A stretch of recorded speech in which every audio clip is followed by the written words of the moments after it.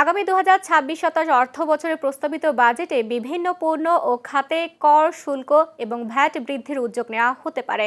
ফলে কিছু ভোগ্যপণ্য, আমদানি নির্ভর পণ্য ও বিলাসী সামগ্রীর দাম বাড়ার আশঙ্কা রয়েছে।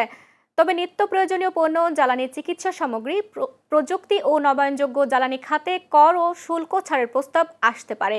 বৃহস্পতিবার বিকেল ৩টায় প্রধানমন্ত্রী তারেক রহমানের নেতৃত্বাধীন সরকারের প্রথম বাজেট উত্থাপন করা হবে। জাতীয় সংসদে অর্থমন্ত্রী আমির খসরু মাহমুদ চৌধুরী বাজেট পেশ করবেন। বাজেটের সম্ভাব্য আকার ধরা হয়েছে প্রায় ৯,৩৮,০০০ কোটি টাকা, রাজস্ব আয়ের লক্ষ্য ৬,৯৫,০০০ কোটি টাকা এবং ঘাটতি ২,৪৩,০০০ কোটি টাকা হতে পারে।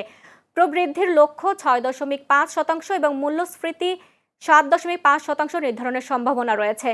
বার্ষিক উন্নয়ন কর্মসূচি এডিপি প্রাথমিকভাবে প্রায় ৩ লাখ কোটি টাকার হতে পারে, যার মধ্যে বড় অংশ নিজস্ব ও বিদেশি অর্থায়ন থেকে আসবে।